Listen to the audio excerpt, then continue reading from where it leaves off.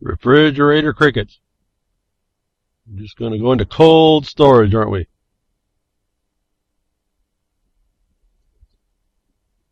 Do we even care to protect ourselves? Have we decided it's not worth it? We're going to be out of here anyway, it doesn't matter. We'll let our kids pick up on it. BTW, RLM 185 for those of you on Passcast. That'll get you the Blogcaster. I do notice, though, as I looked at some of that, we used to get a higher standing. Now, all of a sudden, I noticed that the broadcast with that code doesn't get quite the highest standing as it was. As we start hearing that the keepers of the big data are controlling the algorithms that allow you to see what you need to see. So while we have a decent plan, it started out to be, apparently, is an integrated effort to keep what the message behind Woodshed might be a little quieter.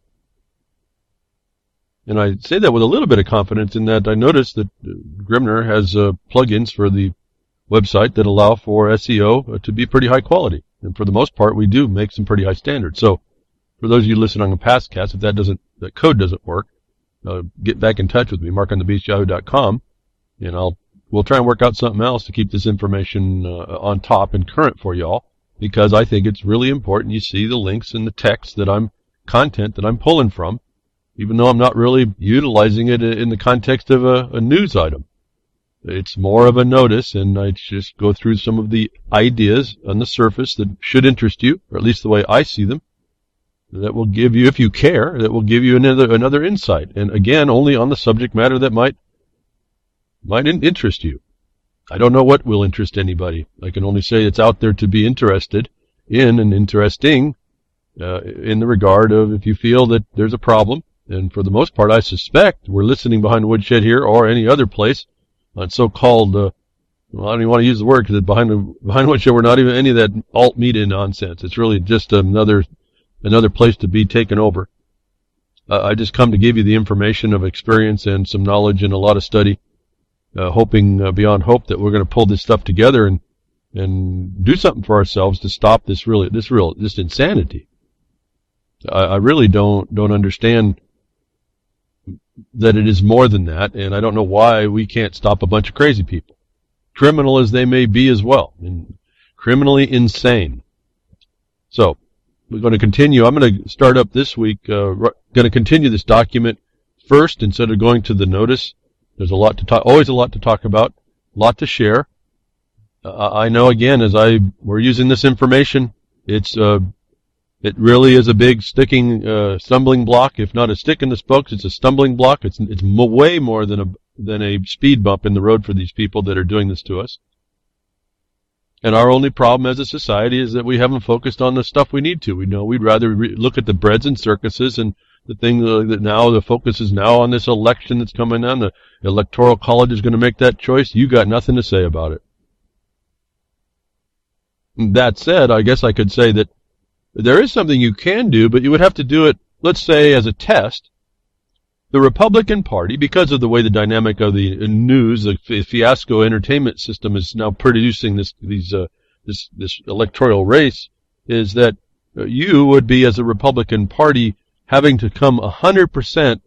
Those of you that are registered and continue to think that you have a say, come in and you vote 100% your party, 100%, not a part of it, 100% for the candidate in your party. In this case, it would be Trump. Partly why? Because in those states that are already mostly Democrat, the electors, the Electoral College is the Democratic Party. Remember, these are just corporate associations that are deciding for you, which shows you that you, men and women, have nothing to say about this thing. And you didn't keep your republic. They stole it from you. And they did it in a lot of ways, which is the other thing. That you need to be part, since you've signed up to be part of that union, you need to go 100% and vote for your candidate in your party. Why? Because you want to show that the Electoral College either works or it's failed. Why? Where? In those states that the Electoral College requires, even the Democratic Party stronghold of electors is supposed to vote for the majority of the voters in that state. Not the electors of the state, but the voters. And so you're always testing this system. You're pushing the system to prove itself true. That's the only thing I can see you can do right now. My first statement to you would be to don't register, and then learn what that means and start to implement your life as a man and woman in the world and watch the oppression come to try and stop you, and then you have to adjust that. And you lift yourself out of the stinking abyss, and you free yourself, and you show them for the criminals that they are, and then it's apparent to everybody. The next thing is that if you're going to vote, you would vote none of the above. But you'd have to do that as en masse, as I just said, you have to vote for the candidate now. Because if you don't vote none of the above 100% now of all the registered people, registered persons, I should say, registered subjects in your voting franchise, it won't work. It starts to send a message, but it won't work. I suppose you could put me in the line, and then we could all go, me wanting to be, the officer, but that the system is made to cut that out as well. So that's not going to be real viable. So the only getting to the practical, I'm Giant Meteor 2016 is I'm ready for it. I've seen it. I've had it with all this nonsense. So the Giant Meteor, let's go with that. Just vote Giant Meteor. That'd be like any of the lesser ones at all. You have to do that to a majority. So that's not going to work. So I was thinking about this. What's the practical response today? We didn't get enough people to unregister. We didn't get people enough to know to vote none of the above to test and challenge the system. We're now down to the wire where you have to make the next stand to expose the fraud that we sits and exists. And I can only see that it would be to have all the Republican Party people that are registered to all 100% of the vote come out and vote for their candidate. That's to test the system. Now, privately, looking at this, and I've talked with my colleagues, as a conflict of interest statement to you over what I need, we have decided that with Hillary Clinton in office, we're going to look at it. I'm looking at 10 more years of slavery to fighting this battle. This is the same battle as stealing your life away. But we see nothing, there'll be nothing different from what we're fighting in this thing, the unqualified one and the administration that he has to steal your way of life and the production of your life and all that other stuff in the law that we can see. There's not enough of us yet that understand how to shut this down. There's more. We're getting a lot more now. I'm talking about the people's in the seats in decision. But I'm condemned. If Clinton gets in, I'm condemned to at least, to the end of my life, I suppose, at least minimum 10 years more fighting what we've been doing. And so selfishly, I would say in all the practical sense, how this rolls out in realistic form, not our utopia made up things like vote none of the above, Giant Meteor, all that stuff, is that as a conflict of interest statement to you, it would benefit those myself and my colleagues that if Trump would win, and only by the slimmest margin for us. We get a window of opportunity to stop the oppression that's on us. And we do it on his promises, and we have a group of people pressing against that promise to make America great again and production correct. And the answer we have doesn't require that we change anything. That's the important part of all this for what we see. And if Clinton goes in, these are two, to my mind, these are just two no good people to be in office for what we need. So I'm kind of out of it that way. But in all practical terms, one of them is going to be the president, or as they get, as the vice president may be injected to make the world order go quicker. No, because this is what's going on. I'm really looking at the vice presidents at this point that are being chosen. They're both the same. We're going to get to that at some point here, possibly. The agendas are the same. They're lying to everybody about how this really works out. And yet, with one of the candidates, we see a window of opportunity to impose what the law requires and make it very difficult for them to move on in a way that's kind of silent and secret to the whole system. No one pays attention to this stuff, actually.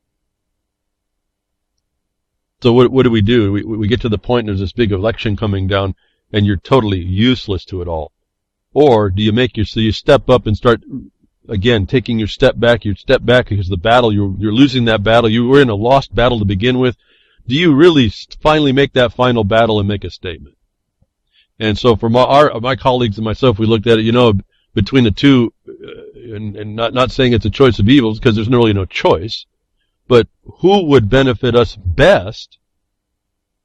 It appears to be Trump in a very narrow way and in a very small time.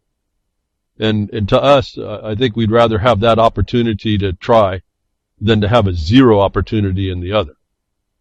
And so I guess I'm going through this open discussion here with you at this point, not to really get politicized with it, but there are realities that you have to address, and there are ways to plan the war, to address the war, the battlefield as you find it. And as we went through this discussion without being political in our own mind, okay, we're in a war, who would best serve what we do? As selfish as that might sound, we're actually utilizing this for everyone because it gets us back into a productive sense. We would have to say that we certainly can't use Clinton, and the only opportunity then we have is Trump to even try and push this through. If all the stars were even upright, we'd rather have that option than none at all, I guess is the point. So, as we run into this time, notwithstanding all the rhetoric that's going on, all the backstabbing, whatever the heck it is going on, all the setup for the takedown, we have a test to make on the system that's been declared and shown to be pretty fraudulent.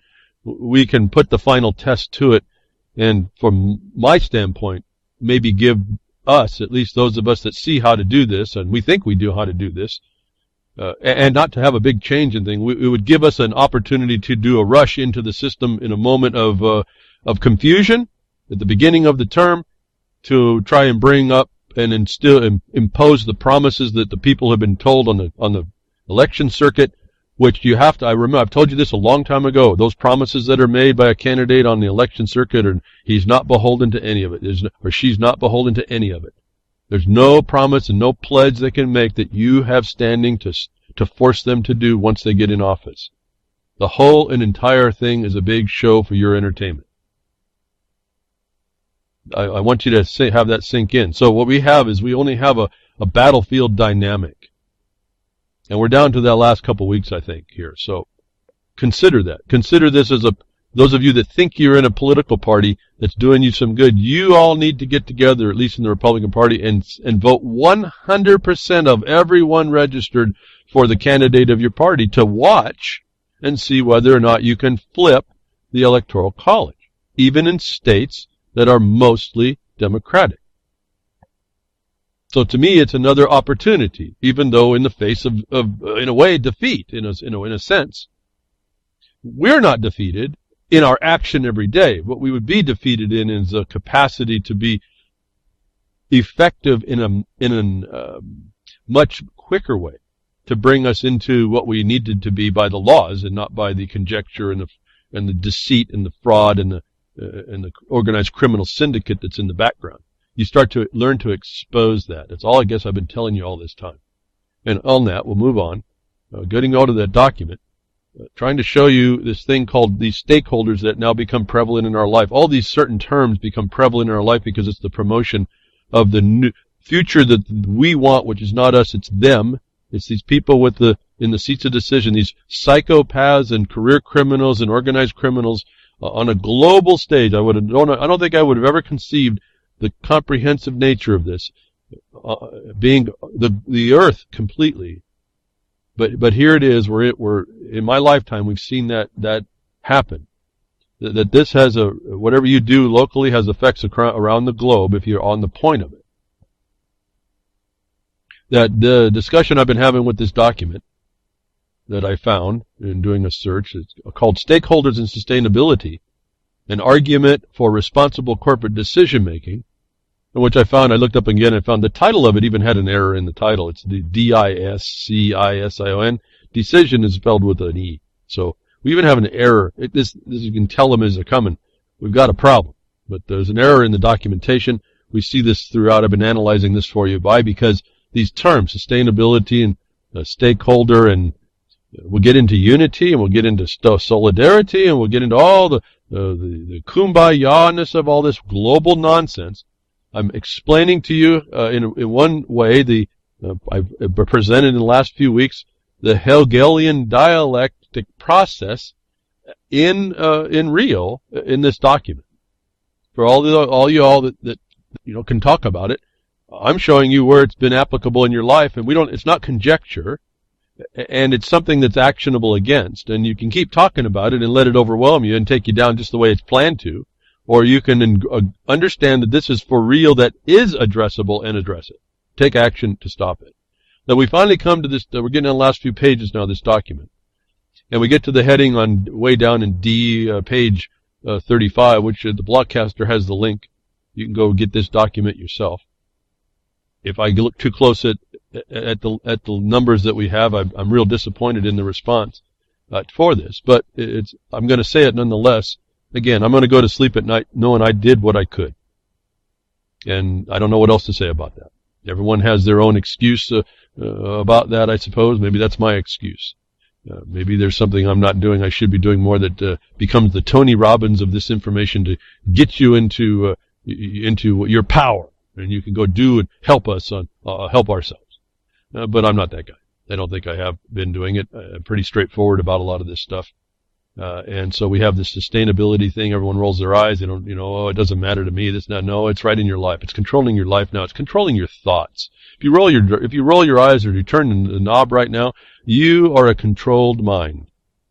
Because anybody who has any sense in them that realizes what I'm saying and understands, listens to what I'm saying, you are no different away being physically attacked by the beast in the forest than you are right here with the way they're taking language and utilizing it as an authority for other people to use against you. That is just as much a physical attack as a bear attacking you in the woods. And maybe more vicious. And so if you don't quite get this, and you're not responding to the fight or flight of this nonsense that we're reading, that's real, it's just on paper. But there's people that believe it that are imposing it. If you're not getting that, and not responding to it in a natural, basic natural sense, fight or flight, you either run from this thing or you turn to it and you fight it, then there's something wrong with you. I'll just say it that way. I can't see that this is a fork in the road. I know it sounds obscure what I'm reading here, but it's really not. And I know it's not because I'm reading it and I make a sense of it, and because I know that people that are out there that are making sense of it the same way that are using it against us, that I have to deal with almost all the time. All the time. Sustainability and fiduciary duties. I've been telling you how they've been corrupted, these concepts. Now, if you're afraid and you run, that's fine. That's the way you respond. We can beat that fear out of you, and you can become a responsible being to your own life. The fight, that's not as good an idea either, because we usually fight in the wrong way. I'm saying that when you turn to fight, there's a way to do it. You got to train on how to do this, and understanding your enemy is how that's done. Understanding how they've got here to make this a foe against you. To use, have other people understand how to use it. Listen, this is not understandable. There are other people reading these documents and using this against you. So there's no excuse that you just can't get it in your head. You just can't figure it out. It just doesn't make sense. No, you have to make it important to you that it is to make sense. You have to rationalize that it is the beast in the field after you, attacking you. Yeah, initially you might be afraid. I mean, there's not everything that I wasn't so bold about. I was afraid too. This is a big thing that happens, but you only run so far just to get yourself safe, and then you have to stop and say, wait a minute now, what was that? And then you have to start making sense of it, and then you have to start to engage it. But you engage it in ways that you don't lose. That's why confronting the pointy end of a spear is not the way you do that. So I've never tried to put anybody in jeopardy.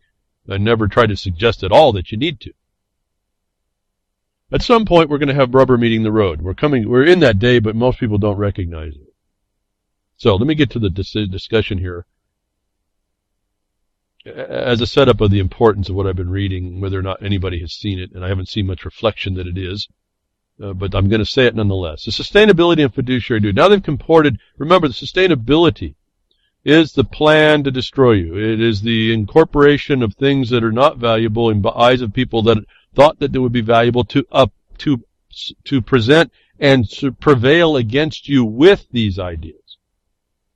Sustainability is global governance with the servitude to environment. And that has, you have to understand the nesting of this, is that they then now, with the environmental consideration, they now can look at you as the cause and the enemy of that, when in fact you're not.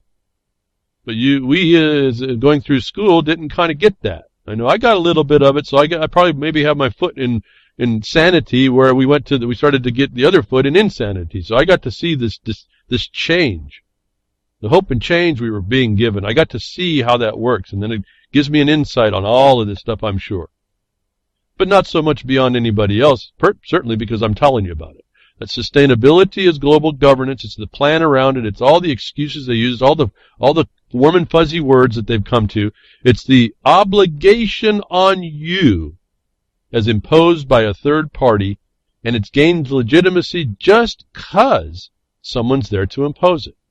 Not that that's right, not that that would be lawful, not that that even would be legal. It's not, listen, folks, everyone's going to legal, lawful. It's not even legal what they're doing here. Why? Because it's a crime what's going on. Sustainability is a crime. Well, anybody that has a property right, it's a crime. Anybody that believes in that there's a law that's in charge here, not minds of men and women and the fancy footwork they can do in legalisms. No, this is supposed to be a settlement into peace. A breach of that is a violation of law by definition. Sustainability is an ongoing crime against us. Stakeholders are criminals. The word itself is a criminal. This word sustainability incorporates stakeholders. Then they say in this title, and, the conjunctive word and, they're attaching in a physical and temporal way to fiduciary duties. Now this just I don't know if people appreciate this. It's not just following the law. In fact, I think it was Ron Steffen on his broadcast. He made the statement. He went to violating fiduciary's duties. He said that's treason. That's right. We just jump up into the acknowledgement that this is a war against you, the actions of which are against the very nature and peaceful existence of your life. When you go to fiduciary duties, you're going, and when the question in the RLM chat was, well, what's the hook to the Constitution? That it's not your connection. It's those that take the oath of office to that is their connection that you're attacking for a failure. In the simplest form, it's that malfeasance statement. Malfeasance in office. Fiduciary duty rises to the level of the trust that oath of office presents, and they now attach a criminal and a crime onto being a fiduciary duty in this section of this document. And they do it in a way that people who read it without a thought think that's okay. And so now you've adulterated the duty. You've adulterated the office that's being attached. There was no way and no place in the organization that said that they had the right to attach sustainability to a fiduciary duty, but they just did. Why? Just 'cause. Why? Because just 'cause allows them legitimacy. You've heard it all in this document. I'm still not even reading it. There's just so much to say. I've just decided I guess I'm going to talk a little bit of time here. You have to really understand what this document's telling us. This is just the surface of what the same method that is used against us in lots of different ways. Being that this has to do with something very tangible to things that I do, very tangible in the sense that it affects you, whether you understand that or not, through various avenues, this to me is one of those documents we can look and peer into the system of organized crime, how they got where they are, and how they're continued to be where they are, and what it is they're doing to us, that if we understood would so quickly allow us to destroy it. That if you fear and run away and keep running, you're not helping anybody. You're not living up to your responsibility as a being in this existence, whatever that is. You're not doing what you need to be doing. And if you're just immediately fighting, that's a reflexive fight. That's not the proper fight. You need to be a fighter, but you need to step back. Now, what am I looking at here? I've been trying over these years to tell you what you're looking at, so that when you turn to the fight part, you don't do it wrong in the first instance. You really understand that there's a moment of understanding you have to make to these things. This document has been giving us the insight. Now we see as they move and they may move along the transformation from what we would have been living in peace and settlement to bringing an interloper in and a criminal into your life that becomes now not just an imposition like Genghis Khan and the horde at your doorstep. No, it becomes an office found with a fiduciary duty of implementation here at this level. As I said, I keep reading this and I keep thinking about it. I want to go and start reading, but I can't, I don't even know if I have that I can do it on this broadcast to come finally to the terms to explain to you how problematic, how high level, integrated this is in destroying your whole perception of what really was supposed to be different. This moves into authority, at least perceived so. Unless there's those of us like myself that can decode it. And then, hope beyond hope, you care. And care enough then to understand how to destroy this. The concentrated eval doesn't cover it, what they're doing right here. Sustainability and fiduciary duties. Sustainability has now been risen to an office found. In law, that's the highest thing and actually it's a servitude, but it's not, in this case, see, they've inverted it. This is the highest level of obligation and duty to others that's been turned into an office and then a club to beat you all down with. And it's got no place in law anywhere. And how could it?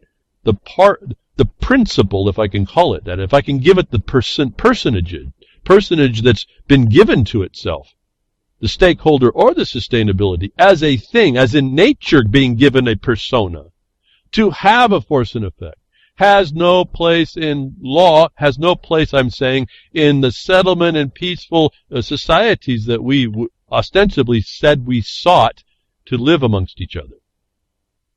Sustainability and fiduciary duties now elevate sustainability, this global governance, corporate legalisms, to an office that has a duty to control you because you exist.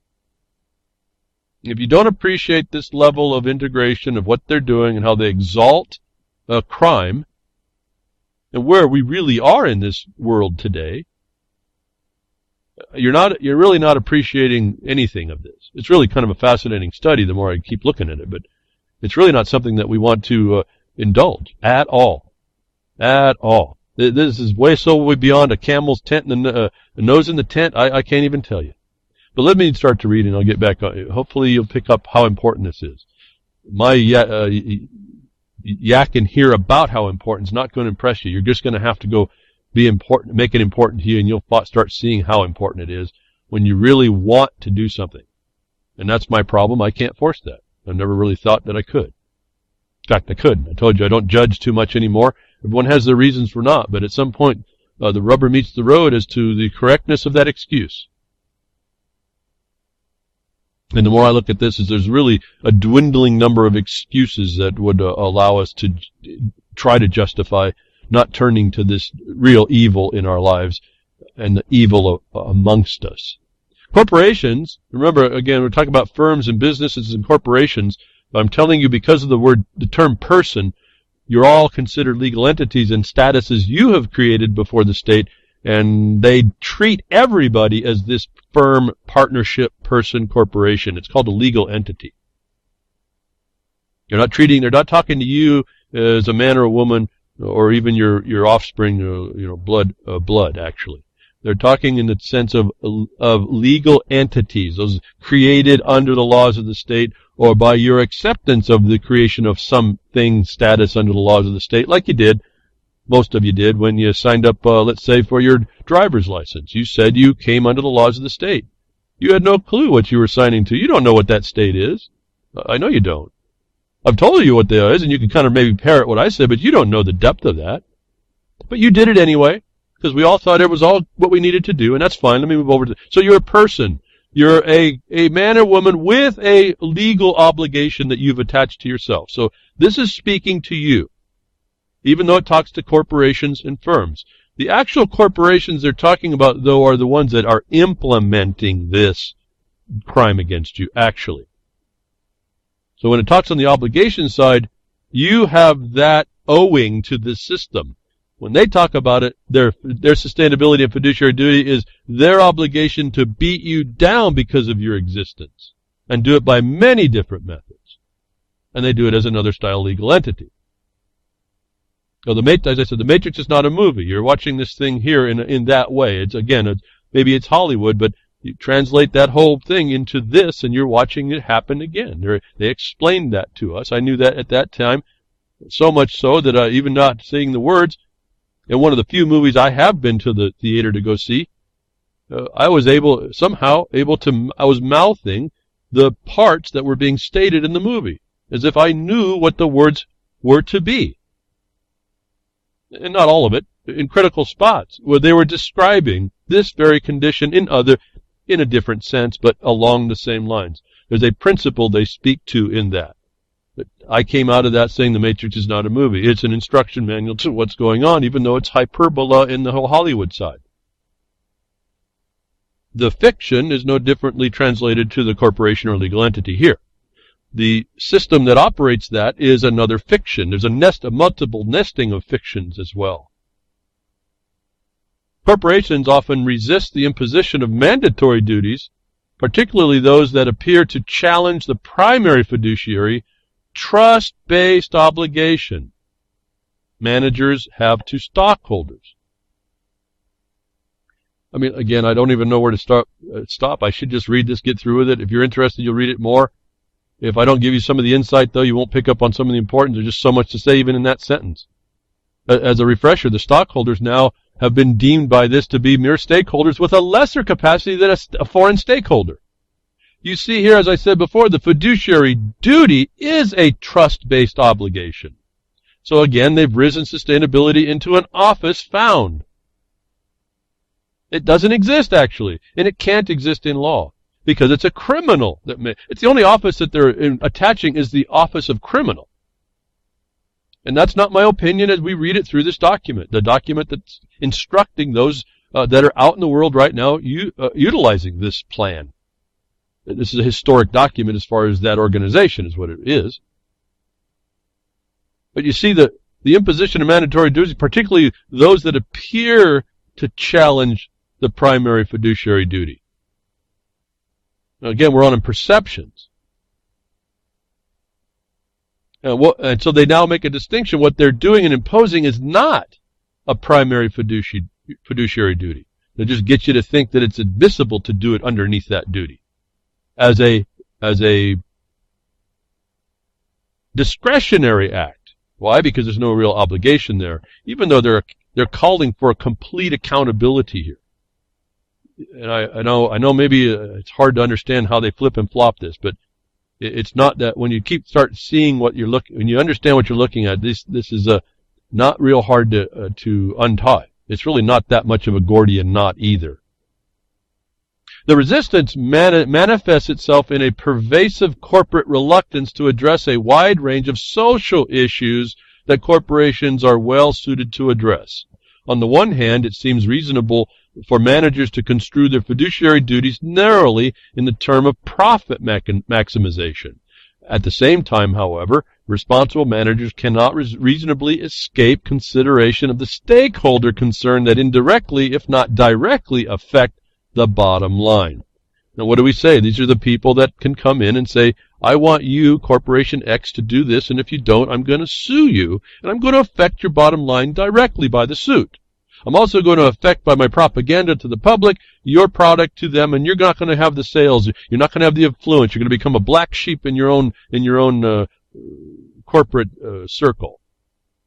Again, Genghis Khan, the Horde, Genghis Green, the Horde that can come in and destroy you because the judicial system run by the Bar Association, another legal entity, has allowed this nonsense. Why? Because it furthers this nonsense. And they do the cha-ching around the whole thing. If even that was the main thing, that this would just be a business decision done by the bar in self-interest to continue the business, and business is good here. But they're trying to make an opening now here with this statement. You have to hear this. Now they've attached these high-level trust obligations, and then they're going to weasel their way in on a lesser side of it, and then make it important. And the only reason why it's important is because someone can come in and threaten your bottom line by attacking you. And really abusing the courts of justice, given that they could exist. And that's the main reason why this works. And now this is where sustainability has its hook in everyone. This is not just a little concept. That's why the word is really a criminal intent. The plans of which are handed to us if we want to go read. Like I've read Agenda 2030, coming and implementing Agenda 21, which everybody in the United States would say, oh, that doesn't exist. All the governments were saying that doesn't exist. And we found in the Bar Association document, well, they did that on purpose.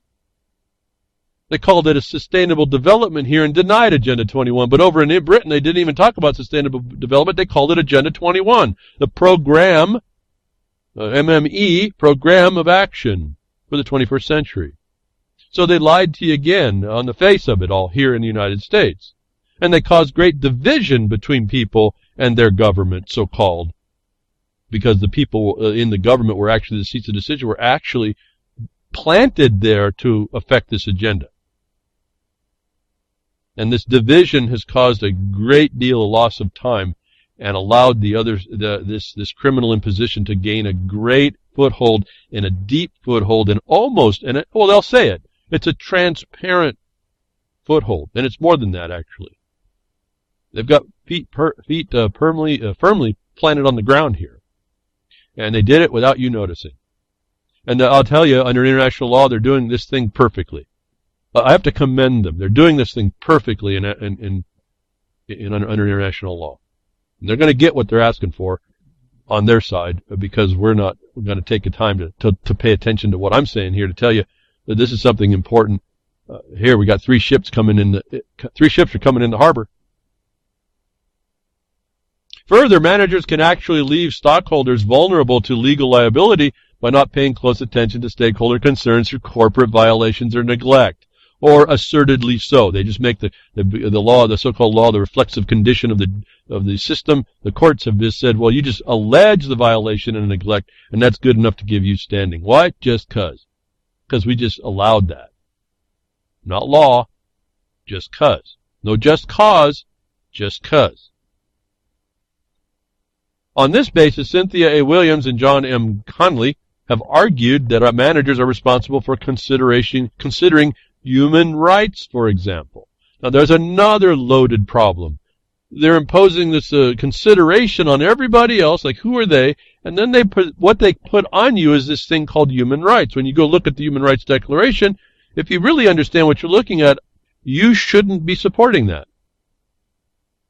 And I've explained in past broadcasts exactly why. And if you understand what you're reading, I don't have to explain it. And I'm hoping that all this time you've been doing enough reading that you do go back and read that stuff if you haven't, and you understand what I'm telling you about that. You see it for yourself. You don't listen to me more than to direct you, and you come to your own determinations by reading the black and white in your eyes where and how this thing called human rights, or the Declaration of Human Rights, is a failure for you. And I'm going to give you the hint when you get down about 2/3 to 3/4 of the way down. It starts to do just what this document does. It attaches a servitude, it exalts a criminal, and exalts an authority that's nothing, and puts it over as a trust duty to control those very things it says you have, which means you don't have them. So, that's another way. I've said it before, a different way. You can go see all this stuff for yourself. I don't want you to use my interpretation. I want you to make your own. I've said it before. I'd kind of broached the idea. I felt a little bit like I shouldn't have maybe said it that way, but I don't have any other explanation for it. If I can consider myself seeing the 3 ships in the harbor, coming in the harbor as a shaman, seeing the transparent, I need you to be your own shamans. This is the only way we each can do this. You're not going to listen to anybody else and have this thing happen. It's only until I can get people to see the three ships that we now can address the ships. And we do it in unison with whoever I'm working with. And we become very effective. And I'm not the point of that spear. I just help give the shaft to whoever we're going to stick with the law and the facts. They become the point of the spear. That would be each one of us. Not unlike stakeholders, the manager's ancillary duty. Now they bring up another, and you'll find all these things. I got primary duty, trust duties. I have ancillary duties. They've expanded this thing over and on to give another place to interject some sort of a hook on that they can tie a line to jump from their pirate ship onto yours. Now we have ancillary duties they bring up. Not unlike stakeholders, the manager's ancillary duties could sometimes seem unrelated to the firm. Just as with the attention to stakeholder concerns, however, managers are remiss if they overlook or minimize the importance of those duties. Examples of such duties include the oversight to make sure companies are good neighbors, or providing jobs for people in the locales in which the companies are situated, and are making sure that they contribute to, or at least not diminish, the physical infrastructure of their host communities. Another important duty managers have is to make sure their companies are positively influenced, or at least are not diminishing the natural environment. Now, if you look at that very carefully, they've restated this whole thing again as an ancillary duty. And they include now the poison pill, the natural environment, which is not the one that most people think about. It's this fictional one that they're imposing, and this criminal attachment to office found that can't exist in law as an obligation of the ones running the show over you as an obligated member. In all situations, managers have fiduciary duties indirectly related to their duty to stockholders. This is so for other reasons that managers must be concerned with the well-being of the stockholders, and that the stockholders can be held legally liable for their neglect of the surrounding community or the natural environment. Again, another paragraph trying to perfect this, when I've told you these would just be the normal impositions on a company generally, given a free market, an open market. And if I make, at this point, we just go to widgets. If I'm making a widget, I better make sure my widget's not destroying the neighboring community. I'm going to be out of there probably after some time. They're going to get rid of me. They're not going to buy my widget. They're not going to want me around. I'll gain the ire of the neighborhood. So just there's a natural sense of being part of the community. So if I can use the word community, we're not talking about the community. We're talking about the town, the people you live in, the business that you start. There's this corollary responsibility to all that. Unless you're just some brute animal, and that's the crime. See, that's what the law handles that pretty readily. Not the attachment of a criminal office to a duty that has control. They're talking in all situations managers have the fiduciary duty. That is just running your company. But they're taking possession in this document to give this legitimacy, this theory that they admit doesn't work, based on the Hegelian presentation of a thesis and antithesis to get to their outcome, to legitimize a crime and a criminal to impose upon your life. And you now see there's nowhere we go in this document that the natural environment is not attached. Let me take you back to the beginning of this, 3 weeks or 4 weeks ago, whatever it's been now, that I thought I could do this in one broadcast. I know that's kind of a joke, an inside joke for me, but nonetheless, remember reflexive law is where we started, and that the reflexive law by its nature incorporates this in so-called natural environment. Remember, they have the natural person in legal. Natural person doesn't mean people. A flesh and blood man or woman. It is the one that is within the legal structure with liabilities. A person is an entity with liabilities. So they have things natural, but they have liabilities. So this natural environment is the liabilities environment. In short, the environment is an inescapable business concern. Well, which one, folks? They say the environment. In NEPA they describe two.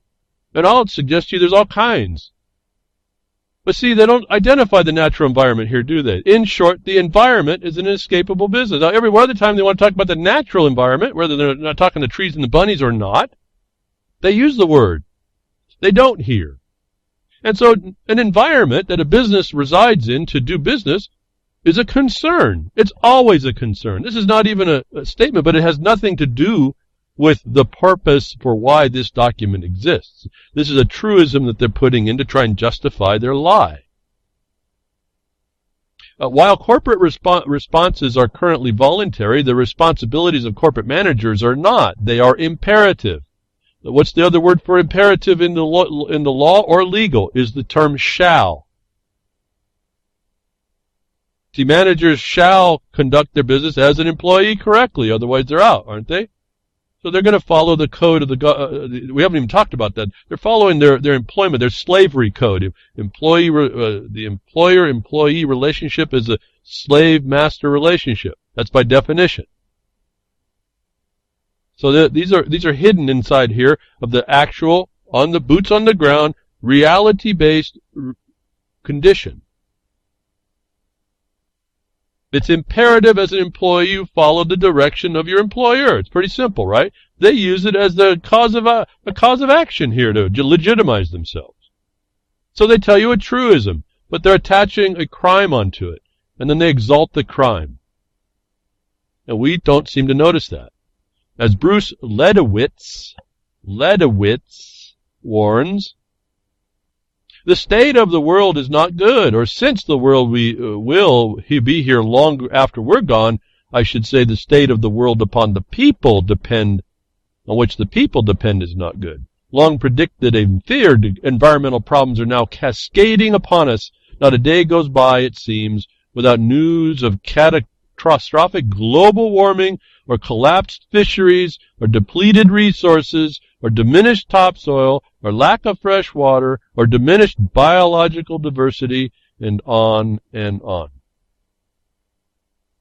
If Ledowitz is correct that the natural environment is being harmed by large-scale human actions, then corporations are likely to be held accountable, and this imposes on the managers a moral duty based on their fundamental fiduciary obligation to stockholders to protect the natural environment.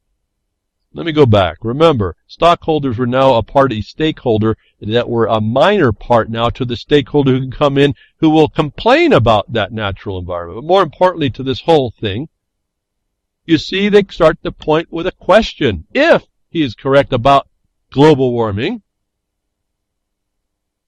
being caused by large-scale human actions, well, right there, I don't need to read any more of this document because they're now speaking into Galileo 2.0. They do not consider the contribution of the sun or the fact of the sun's energy, any of it at all, to be contributory to anything natural. And so they're not speaking about the same natural environment again. That if he's correct, they now put a question. This is not proven. You look everywhere else, the global warming's, there's no question now, right? But this paper, I think it was again written in about 2012, is still putting the question. Why? Because they know it's a lie. The whole thing is, all this is a lie, and it's not that it's not addressable. Absolutely every bit of what they said is addressable. We hear the frauds around the collapses everywhere, and they're not true. If there is a thing going on, the dynamic and the actual realistic dynamic of nature is not understood at all about it, that we should even be approaching any hypothesis. Yet they're using the question to say that, to actually cause a question in their own position, to let's consider that if it was correct, that we would then go ahead and impose. This is the setup for the takedown. At this point, we really don't have to read anymore, because until they prove these things, then the next statement is not even going to be considered for purposes of spending any time right now on it regarding these corporations. But they're going to consider it. Again, this is like a straw man argument coming. All you guys that know about all that stuff, you want to keep talking about all your fallacies, you guys can run this down, but you don't know how to put it in operation. I'm showing you even if I don't understand which fallacy, these are the fallacies that they're using and how to defeat them. Not just to be able to identify them, how you defeat them.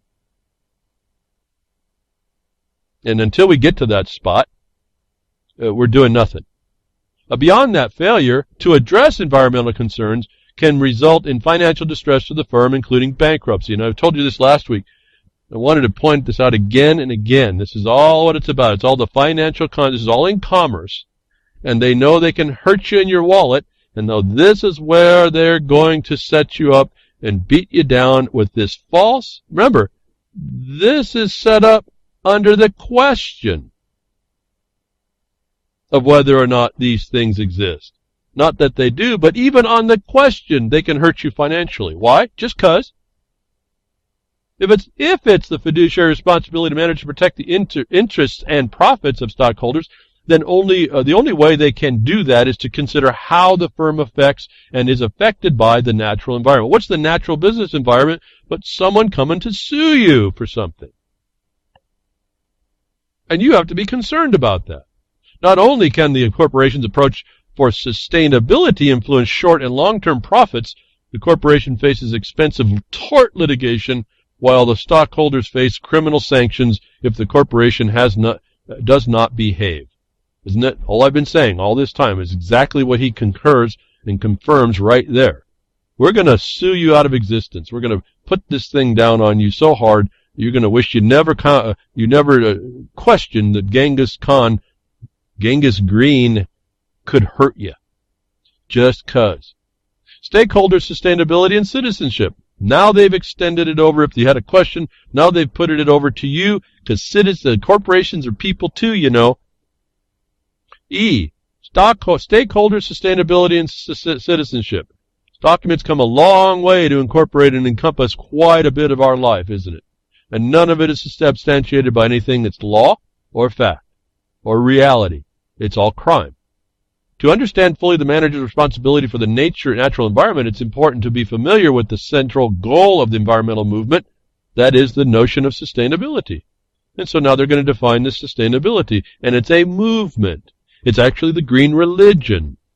And it's not just my words about pointing out. You know what the green religion is. You can go look at Gorbachev and this Presidio trust that they set up for him. And then he moves back from the San Francisco Presidio back to New York to continue this trust. In the meantime, they've also got the green religion putting and spewing all their hymnals to everybody, and now they're all part of your mind.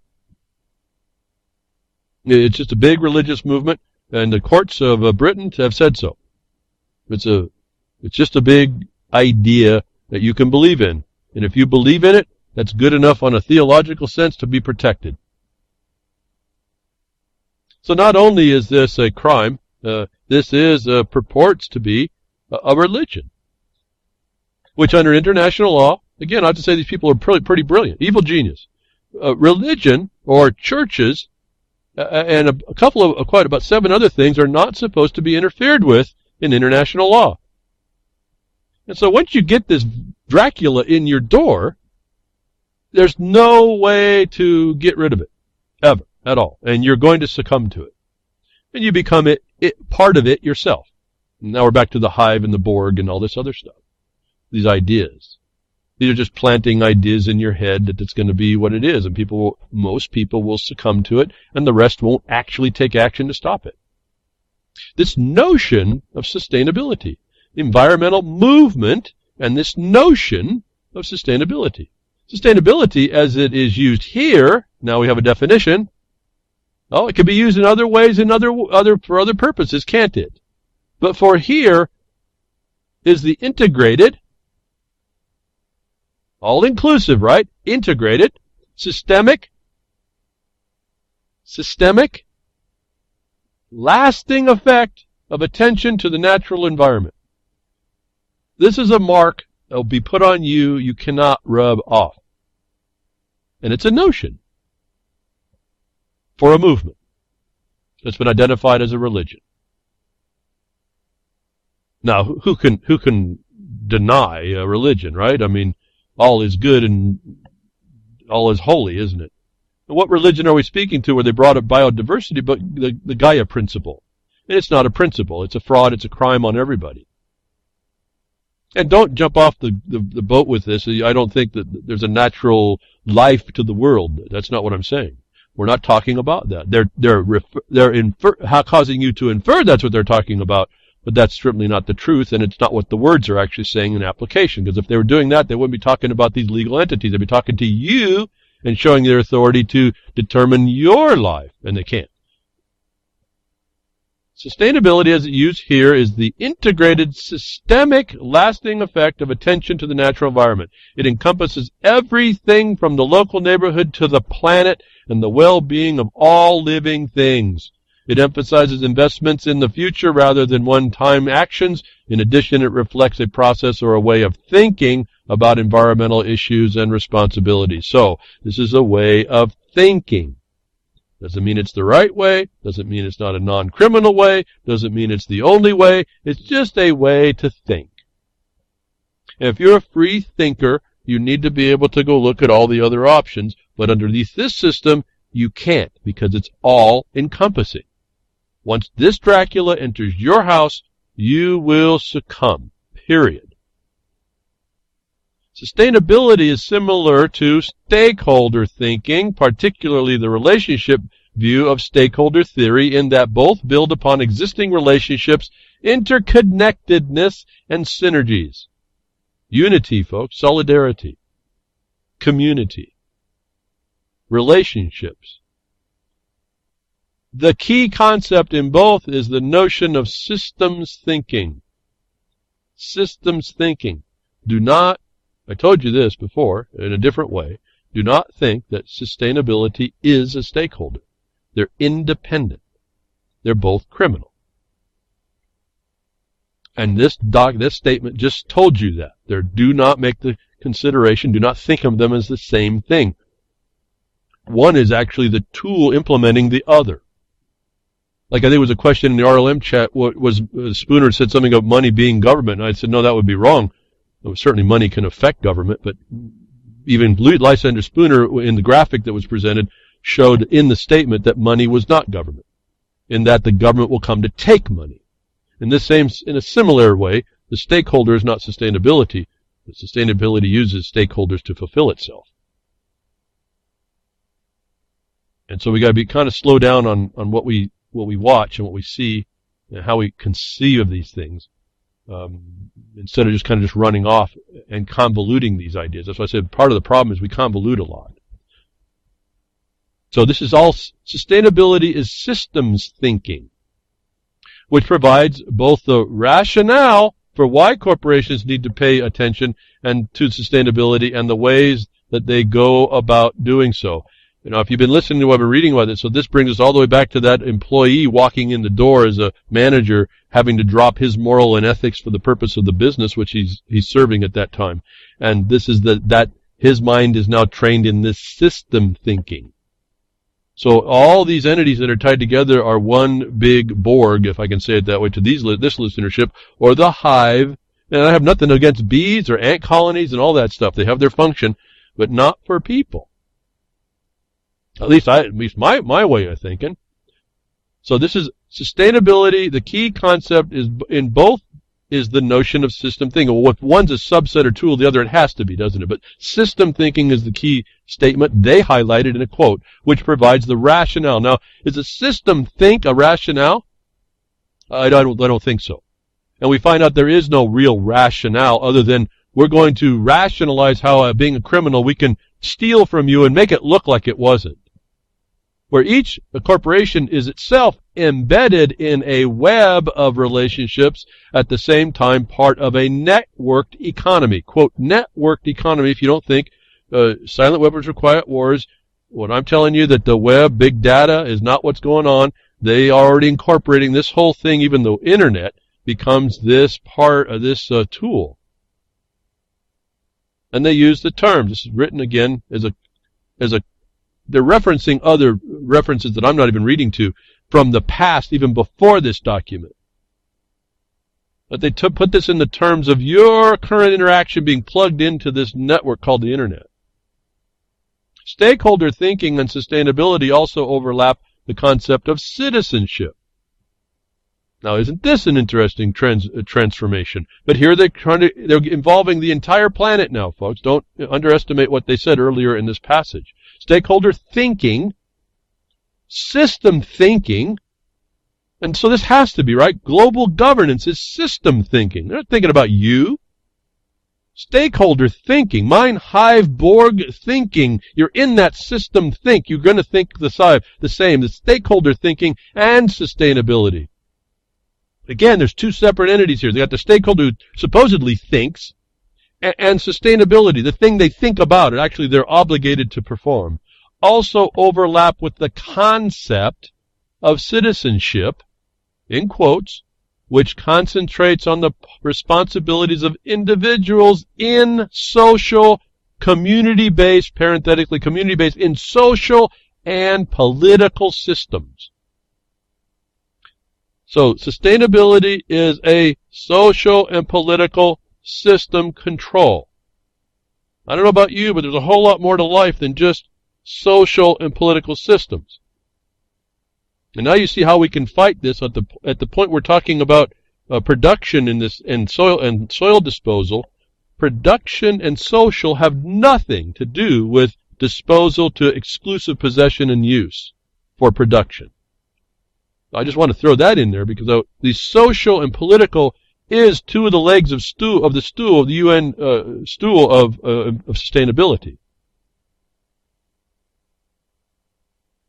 This system thinks citizenship concentrates on the responsibilities of individuals in social and political systems. I will cause your attention to go back over to the Declaration of Human Rights, where you have now responsibilities. You have no rights, you have responsibilities. As another clue as to what you're going to find in that document, actually, when you start getting the eyes to see what's going on here. That's just a continuing furtherance of this system that has been going on since at least the start of the UN, which was really also the start of Israel, which is also a functioning part silent in this background of the so-called morals of that system. But I've said before, it goes before that, so let's not get all too focused on certain things to the exclusion of all these others that give us the more comprehensive understanding. The emphasis here on this citizenship of responsibilities to individuals. Remember, individuals are single sole proprietorship businesses here. But that's how you are considered in the legal as a man or woman. And haven't figured out that, and haven't figured out how to make yourself distinct and stop these people from reaching out and grabbing you and throwing you into the system when they treat you like this, where in that legal system you do only have responsibilities. Your rights are what was gave under the laws of that other shell corporation, and they don't even conceive of things like natural right. What happened to the nature here? You have no natural rights. It's just social and political systems this group think is doing to present itself, to function in the world, and to control it through a governance, not a government.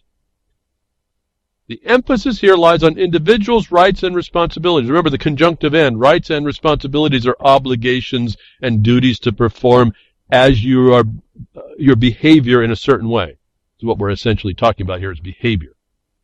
And as they are derived from the individual's affiliation with particular communities or social systems. So here it is. This is the term of civilization. This is the term of person. When you have or impose or accept the responsibilities and rights and affiliate yourself with a particular community or social system, you are a person in that system. Like you do when you signed your driver's license application. You said, I agree to affiliate with the state of whatever state and abide by those rules and laws and whatever, and that system of how it imposes itself. The emphasis here lies on an individual's rights and responsibilities as they are derived from an individual's affiliation with a particular communities or social systems. This is a truism. This is just saying that you agree to be encumbered by this. In my mind, I see, okay, what about those of us that don't agree? In this system of groupthink, you don't have that choice. You're imposed with this obligation and duty without the ability of consent. So this is another crime against you. But this is the central concentration that we miss. If we don't understand this, we miss this part that is so important to be able to defeat it. Because then while you see this, you know that they're coming at you they come at you with a perception that you're already subject to their authority. And what I've identified is that authority is a felony. Why it's an authority and not an authority. And there's so much more to say about that part, but I won't. I've said it before. Again, this is a really, I can go on and it'll be a same discussion. It's like I'm writing I'm discussing a mandala. It's like the petals of a flower. You go out on a leaf, you talk about these certain, so now we're talking about citizenship. You go out and you talk about that, you'll end up talking about it, then you come back by talking about how it actually integrates back with the center part of the flower, and you're back at the center, and then we go talk about another petal, and we go describe that petal, and then we come back talking about those, what it really means, and we get back to the center. Pretty soon, you've described what looks like a mandala, what people exalt. It's a systemic, it's a representation of a system in graphic form. We can do it by petals of a flower that are laid flat. You come from a hub center thinking, of system thinking, and you go out on one of its extended petals and you come back to the center. And I can do this with everything that they do. And that eventually describes, in a graphic form, orally, their system. And I hope you picked that one up, because that's a really big deal. In some regard, I'm thinking in pictures in my mind without even really focusing on that, but that's what I'm doing. I'm tracing a system, and it ends up looking, in my mind, like the mandalas you've seen describing unity systems, essentially. The emphasis here lies on individual rights and responsibility. Again, so there's an obligation already built into the system, and what is it? It's based in social and political structures that are predefined for you. And that's just what a society does, and what it is. I'm asking you, do you want to live in this society, the criminal society, or do you want one that we developed, that was developed for us to stay in, that was for peace and settlement? I guess is the only way I'm looking at this in a very simple sense. According to this understanding, protection of the non-human natural environment reflects a common concern regarding resources shared by a social system or systems. So this is a continuing discussion to incorporate how extensive this is going to be, but it also focuses of non-human natural environment. Now, why haven't they been using that term? Because they're actually enveloping more of this, more obligation and duty they've just talked about that's on the humans, the little monsters that y'all is, but they came in exalted criminal consideration to rule over, because they consider you human and monster. Those that have no inheritable blood, you don't need property, and you are a monster, so you're a little animal, and so you need to be managed, so they can come with a divine heart in order to rule over you for your benefit, to the benefit of the entire environment as they perceive it. As a result, the responsibility likewise becomes shared by the citizens of a particular place. Place-based is where they get it. And citizens sharing is what I just defined to you as an A2030, your shared responsibility to austerity. This was written a while back based on prior so-called, references to their insane hypothesis that this was going to be coming down on you. And all these terms you've heard over and over. At present, the individual citizenship has made room to accommodate corporate citizenship. Where did that happen but in the Bar Association courts? At present, individual citizenship has made room to accommodate. Now, you talk about those of you know cracking the code and accommodation parties. You hear the little bit of the words here. Don't go off on a tangent and say, "Oh, that's the answer." I'm telling you that these are integrated in some way, but not the way you think.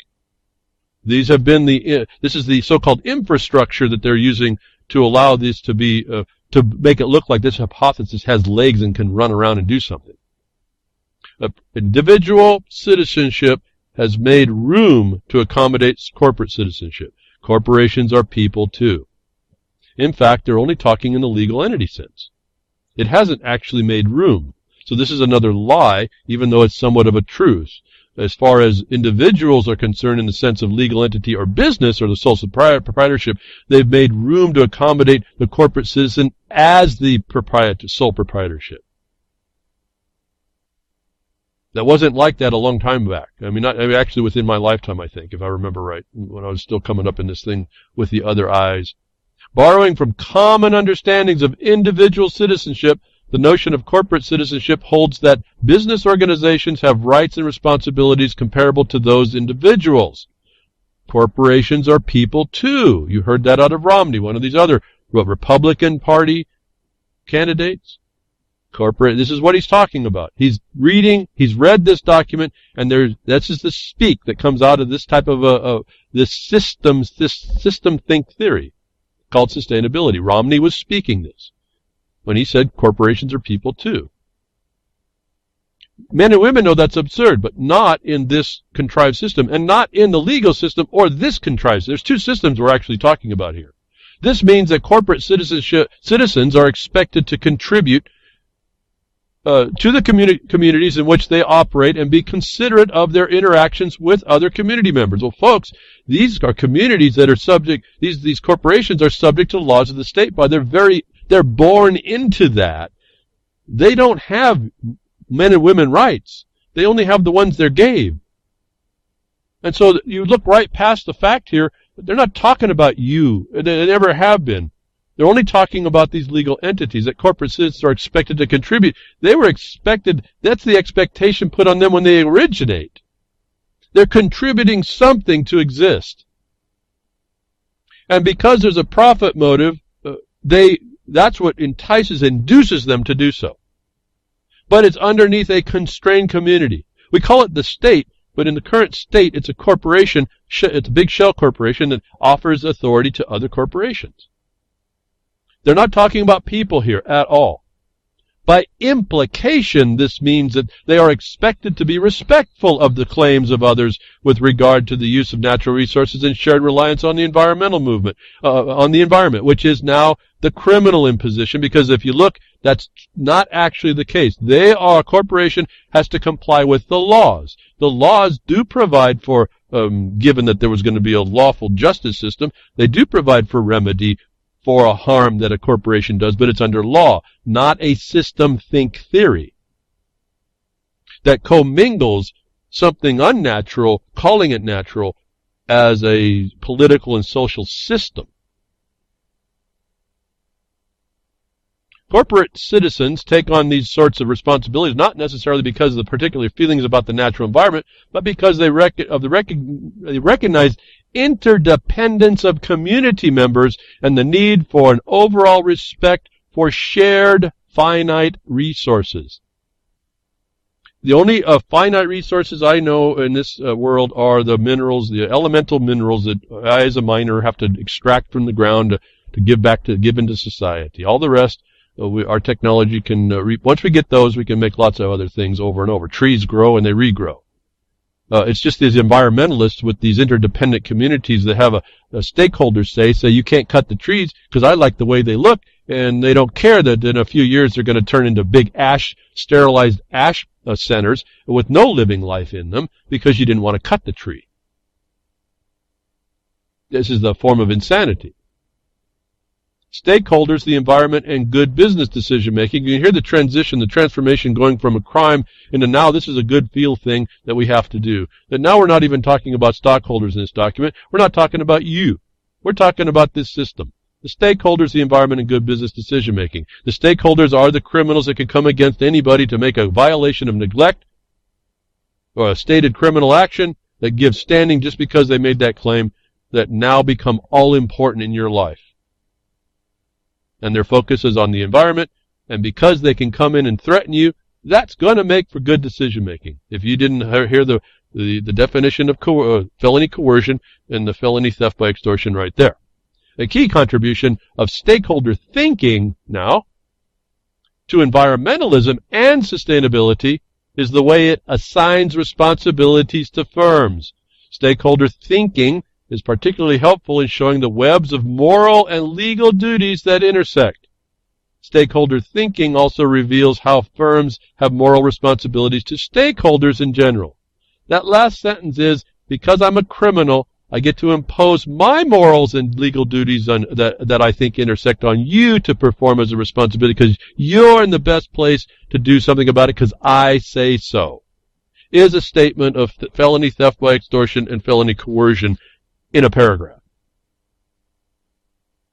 Their mere existence to impose their moral imposition, their moral imperative is what you will follow or else, is what sustainability and stakeholders and based in this notion that if humans created climate change and all these other insecurities in the world, is what all these people I see out doing a movement anymore bring up all this vocabulary, which is all a crime against us, and they don't even know that. The ignorance of that is really what bothers me.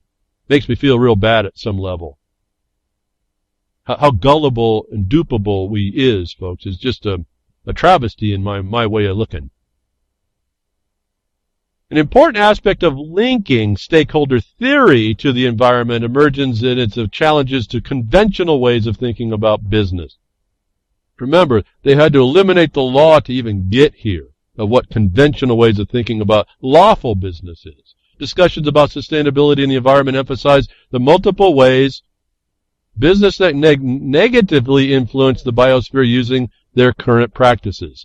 And this is the problem. They only look at the negative ways. NEPA requires you look at the impacts on them by your imposition of a regulation. In other words, there's some good you have to consider as well. And what is that good? But the sustainability brings values, notions, amenities, which have zero value against positive production and existence.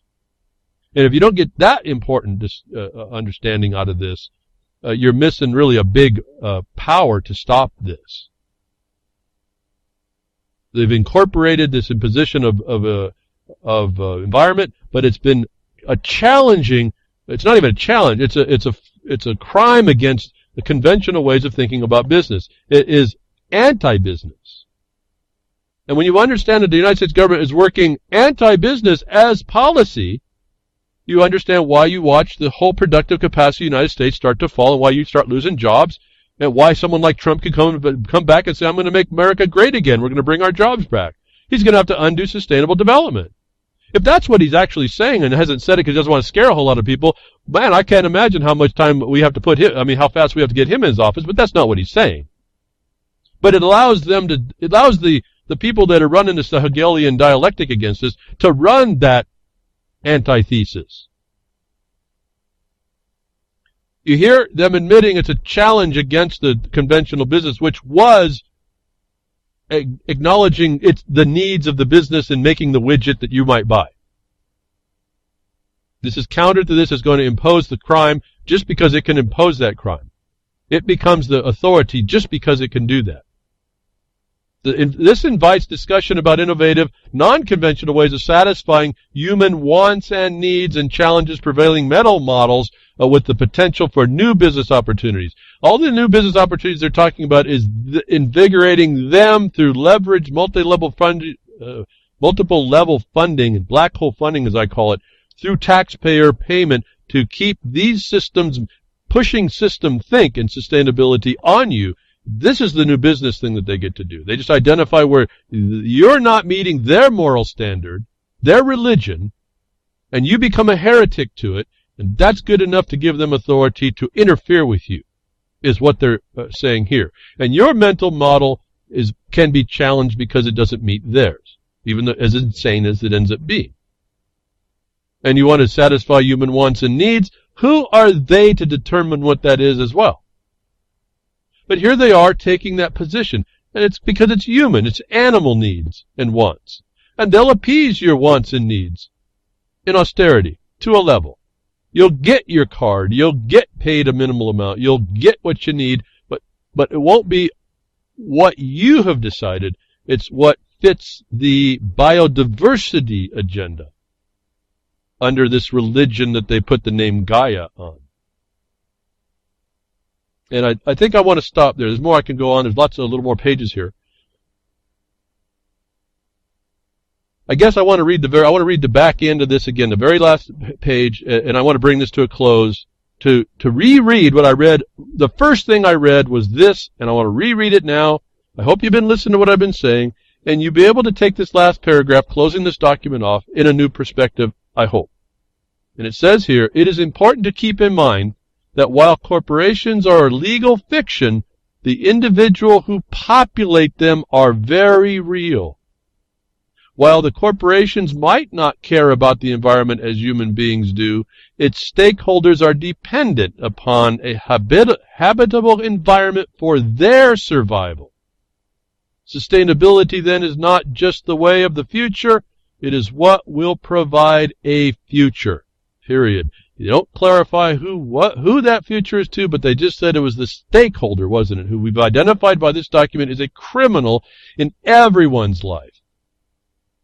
And that's not the old stakeholder, it's the new defined stakeholder that is dependent on you, interdependent with you allowing a parasite in your life. They tell you that it's the people inside these, as I've been telling you as well. It's not the government of the structure. It's those making the decisions inside it that they are focusing on. And remember, as I've been saying also, this highlights a bit of Protocols of the Elders of Zion coming in and saying, you have weaknesses we know about it. We're going to exploit that to our good. It's no different there than being stated here and implemented. That these stakeholders are dependent upon your buy-in, your compliance, your agreement with these failed and false theories. And the future that they push sustains them. It's how these parasites will have a future is because you don't pick them off, you don't poison them out, you don't mitigate them from before they crawl on your skin, in your body, down your throat, wherever they crawl. In your life. They acknowledge that the people are very real, and they're the ones that they have to influence. So they look beyond system think to see who is the actual motivating factor here, and it's the people. This is where the power in the people is. This is the power of the consent. And this document shows us how we're allowing criminals in our life, and that if it's ours to decide to throw it off. Like any occupying forces I've been talking to you about for years now. This is just another way it's being done. So part and parcel with all this is information to you. As you heard me read over these many weeks and weeks, parts of this document, showing you that they will come up with theories and propaganda and press you with their ethics and their promotion to get you to believe certain things can be extended over to the media. And getting you to drop your ethics and your morals, the real good ones, and replace them with this religion. And so I've been highly critical of what I've been seeing for a long time, but particularly in this last few things. I know there's a lot of people near and dear to their heart. And you know, if you've listened to me along, it's near and dear to my heart too, but I don't like the deception. So I've got to call it out because I want us to get to the core, the real core issues, not the ones we're being told that we have by people that appear to care, but the real core issues, and that's really us functioning as those people that have to have our own moral standing and come back countering this agenda to cause stakeholder imposition on our life through sustainable development, sustainability. That when you heard climate, global warming and all this, you heard the list, and that's just a partial list. That's a part of this. That when it becomes the subject matter of a confrontation or a division, you have to look again to the ones who are imposing that and who they are using as the tools against themselves, which is why, I'm bringing on over now, why I've come out, maybe to some of you, and maybe irrationally so from your perspective, about this DAPL, this the Dakota Access Pipeline. I see certain lines that are being broken that shouldn't be broken, and it's diminishing it. But more importantly, I told you I came out with this stakeholder, stalking horse, sustainable agenda piled on to this issue, the actions of which are identifiable, the arguments of which are identifiable to be a defeat, to bring up what they wanted in their end result. This whole thing becomes another Hegelian dialectic right in front of everybody's face that they'll talk about it, but they don't recognize they're part of it and helping it. That even the so-called alternative media, which, again, I say I'm beyond media here. I'm trying to show you that there's facts on the ground, there's a battlefield, there's a battle going on, and we have to fight it. This is no time for the media. There's just really no time for this kind of discussion. Time for talking is really over. I do a lot of talking here, but I'm hoping someone's picking it up to use it. I hope there's notes are being taken. I hope tomorrow you find out where you can take action with this. Start making a study. Put that into an action. Make it small so you can come forward. But the media is a propaganda tool par excellence. And the Protocols of Elders of Zion tell us that we have failures in us that can be exploited, and even some of the best spirits can be deceived if you don't have the eyes to see. If you come in with too innocent of a heart, knowing you're walking into a battlefield, thinking that your presence and your spirituality is gonna fix things. This is a spiritual battle that's beyond any one spirit, if you haven't figured that out. It's beyond all of our spirits as well. And yet we have to make the example of the fight. And that's our honor, actually. That this DAPL has really caused me to have a problem, because I see a lot of good people being used and going down and fulfilling this thing I told you is a crime against the whole planet, underneath the statement that they're protecting it. And at every turn they're diminishing your capacity and denigrating who you are. In the first observation, it's making you a legal entity instead of the man or woman you might be. But ran across is very important. I thought it was very important. It's difficult enough that the media portrays wrong information. It's worse that so-called truth media says that they're presenting the truth. When I run across a story like this and then watch the video, that I'm more into the idea now. I'm so far beyond, what I think people think they're doing at the DAPL, to watching what's happening to them. Despite what I've said, I'm almost just monitoring the process of how people get taken down now. To invoke and impute other agendas as well. But it came through, and I'm completely critical. I use this website a lot for information, and I look at this stuff and I go, well, I'm just wondering how far down the hill they're going to go on not really doing this correctly, and how much farther I can take this their contributions to what we think is news as any kind of a truthful idea. When I saw this issue, video, 40 cops with riot gear, armored vehicle, and LRAD swarm 5 praying Native Americans at DAPL. And this comes under badge abuse, as they got it presented. Major, presentation of the cops in riot gear and armored vehicles swarming 5 Native Americans praying. Is a pretty sensational, not sensational if it's true, but pretty sensational, I think, once you see the video.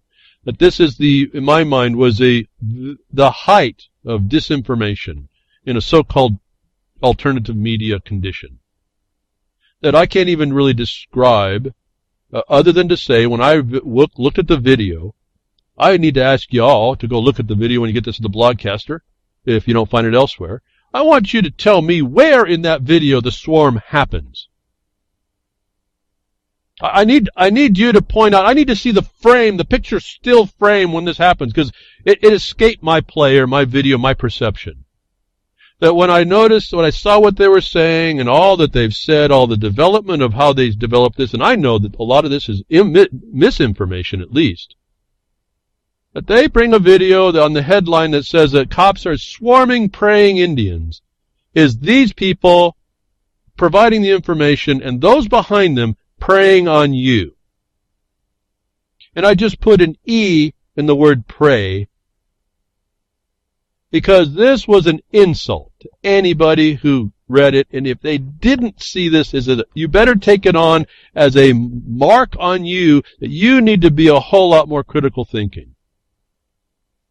I'm not going to read the story. It was an insult. It's just an insult to see that they say cops. This is a difficult enough condition as it is. To say a headline that says that cops in riot gear. Trigger words, folks. Everyone's waiting for this stuff. Oh, the oppressive cops. And I'm not much on the cops. ADQ minus doesn't fit it. Cut it for me. But when I see a already dangerous condition having a headline like 40 cops swarm 5 praying Native Americans, if any of you look at the video and believe that, I'm going to ask you to go check yourself into some place to have yourself mentally checked in. That this is the type of war that we're in. The people that present themselves as truth tellers are as big of liars, and sensationally so, as to be just as much a danger to us as anybody would be in the government. And it drives this thing in a way that I'm telling you in the other document I just read, and over the last few weeks, is the method they do this. And I start thinking about, I don't even want, what more do I say? It's an insult. In the least, it's an insult. This is such a dangerous thing to do in this condition when there's a better way to do it. As I've explained, there's much better ways to do this. I guess that's why I'm so struck by it. This is so irresponsible. And I don't even know why I'm going off so much, but it is that irresponsible. As I think about it again, because I put this thing away, I put it on the tabs, and I stopped thinking about it.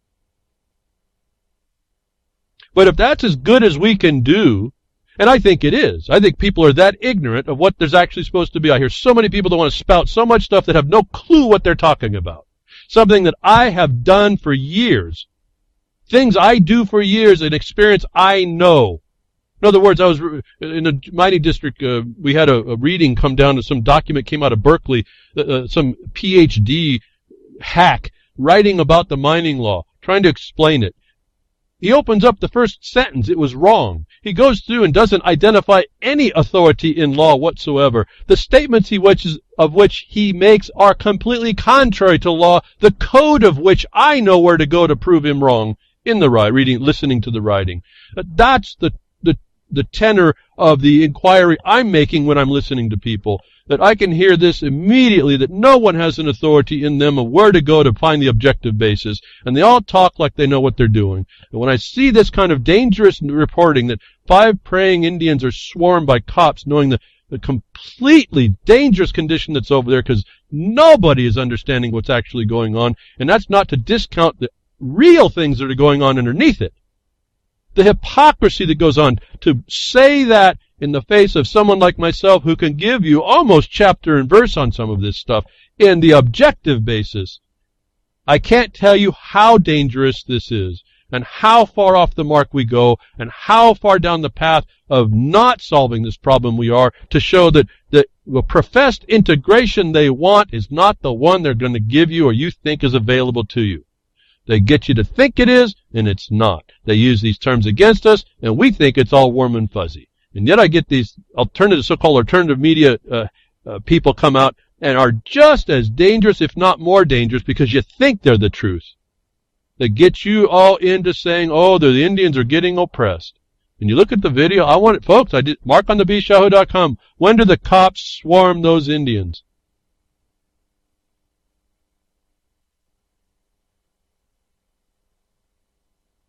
And I saw a lot of people talking about, they're going to redouble their efforts to go protect the Indians.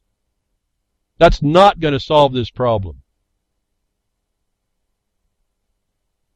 And so I guess that's it. I mean, people are going to have to start seeing this or not. They're going to have to sit back and start analyzing this the way I start to see it. You don't have to come to my conclusion, but you better have a foundation for how you got there more than your feelings and your beliefs and your opinions.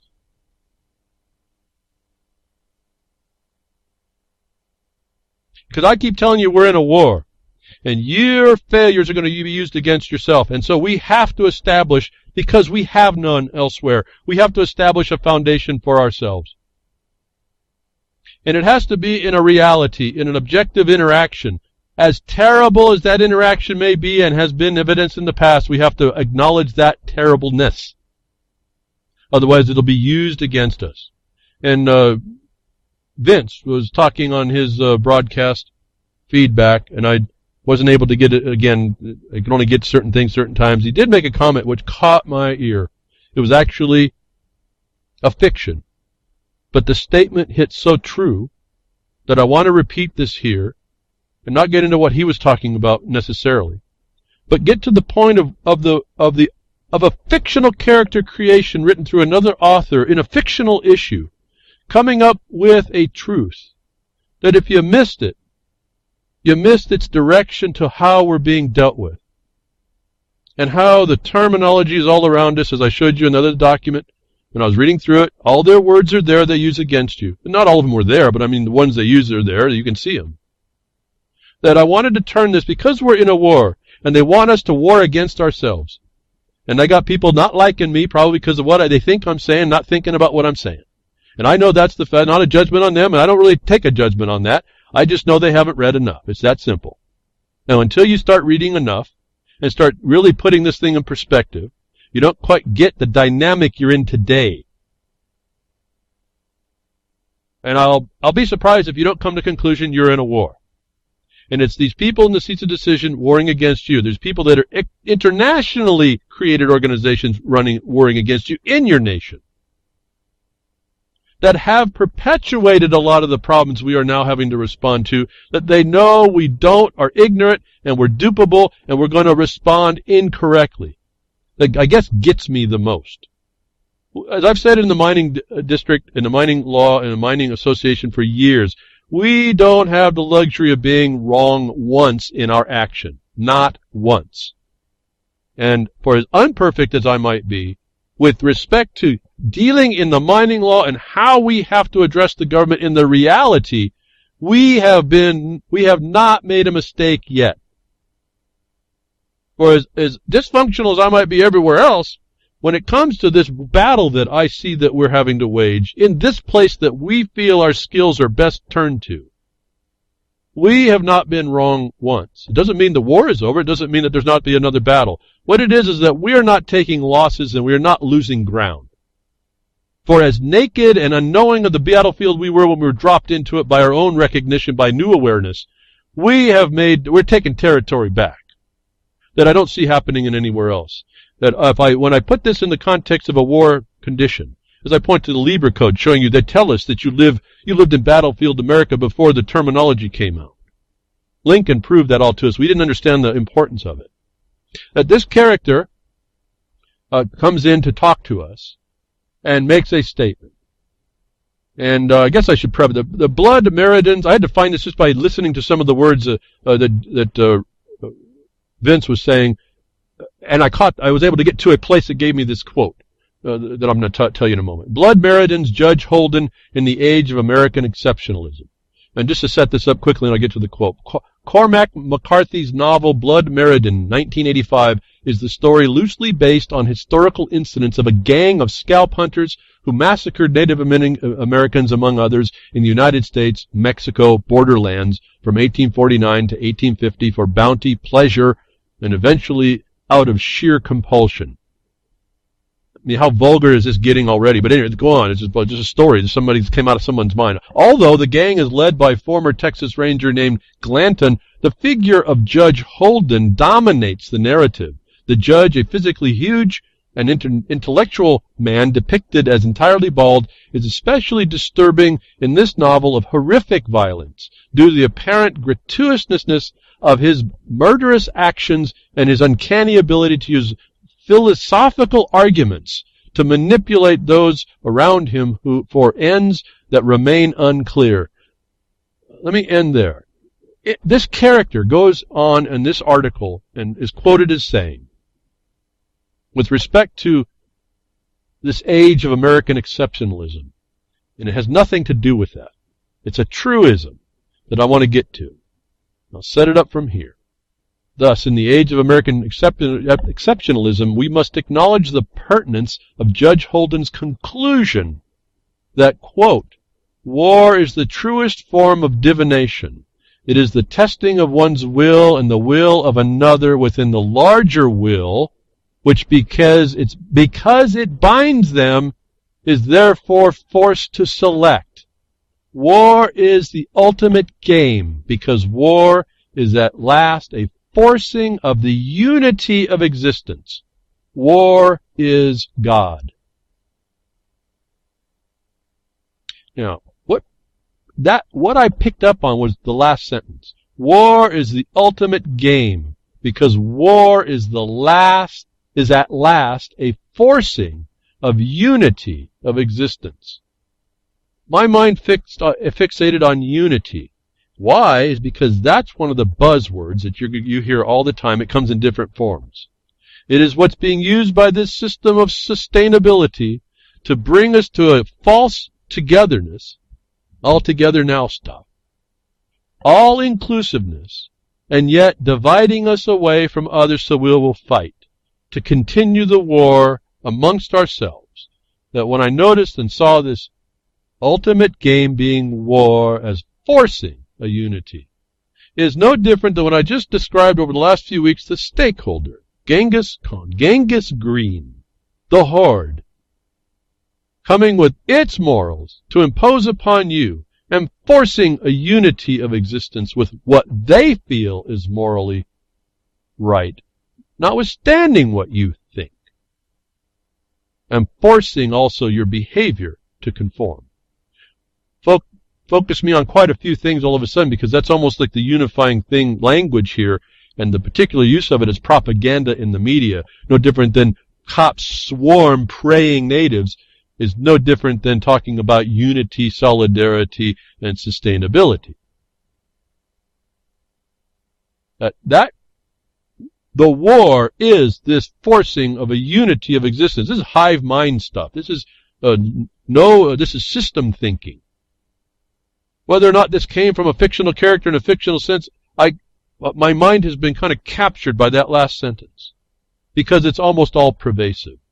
And it's certainly the way I'm starting to perceive what I see as reality, without putting any gloss, trying to find out what the reality we're up against so that we can deal with it in a real sense. Why? Because as the document says, the real people are those in the system, not the system itself. That's the important ones that we're going to affect. That's the ones we're going to strip of their own ethics and morals, and that's the one we're going to impose and indoctrinate with ours.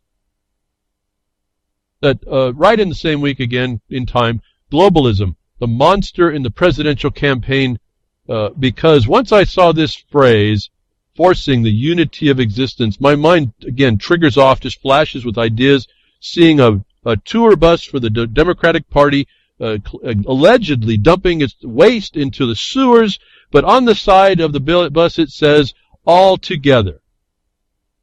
Remember the discussion about being interdependent and all exclusive, all the same, that Rappaport writes this title, Globalism, the monster in the presidential campaign. The altogether statement on the campaign bus brings me right to the election, what we're looking at here, and the two parties not being, I tell you, these are just two wings of the same bird of prey, whether you go Republican or Democrat. Jefferson Mining District lawsuit sued both the parties, and they failed to answer. They agreed in default that they're felons and that they're committing treason. That the phrase and the promotion for the Clinton and Obama and Democratic Party is the phrase all together now. All together now is unity. All together now is solidarity. All together now is interdependentness, is all inclusive, is the social and political together in common cause. That is now promoted on the bus, I saw. For as little as I pay attention, these are the things that come to my attention, that I then looked, I put all together now, and on Salon they talk about Obama and Clinton's choreographed love fest in Unity, New Hampshire, went off without a glitch. Did you get that, folks? You don't think this is integrated. Obama and Clinton's choreographed love fest in Unity, New Hampshire. What's to be opposed in unity, folks? I want to read the story. You just read it. They talk about it. This is a continuous, concentrated, cohesive concept that they keep putting out there. Then I come on to another site called named Norman Solomon. He's apparently part of the Green Party or something. I don't really get into much of that. Clinton's transition team, a corporate presidency foretold. He says, like any other, I think he was a Bernie Sanders campaign manager or something. Like other Bernie Sanders delegates in Philadelphia a few weeks ago, I kept hearing about the crucial need to close ranks behind Hillary Clinton. Quote, unity was the watchword. But Clinton has reaffirmed her unity with corporate America.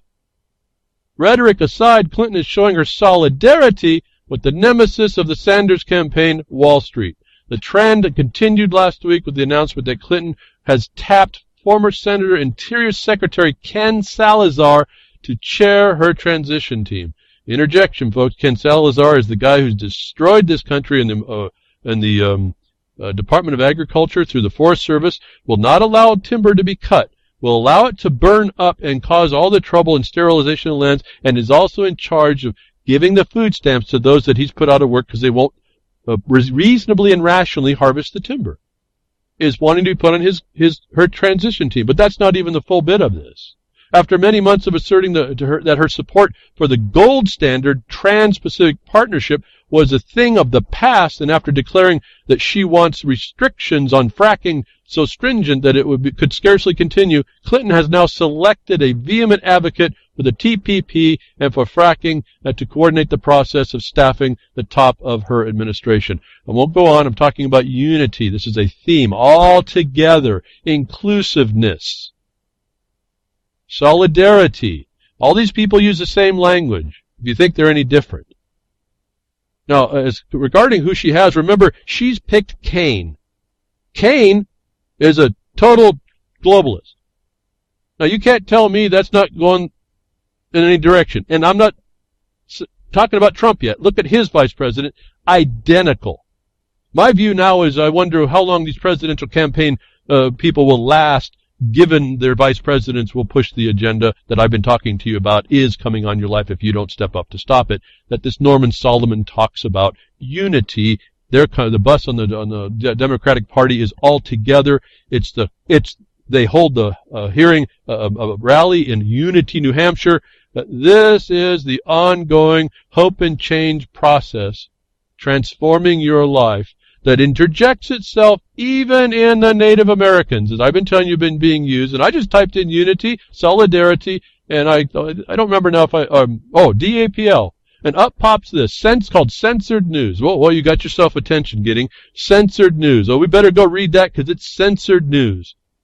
And the title is Unity. It's actually UNITY. It's an acronym for something. I'll get to that. But you read it as unity in solidarity with Standing Rock. And you go through and start reading this thing. A statement of Oseti Cohen from Generation Indigenous Youth Across America. It's a petition, folks. You have to understand about petitions. They're created by authors who these people don't even know for actual purposes they don't understand.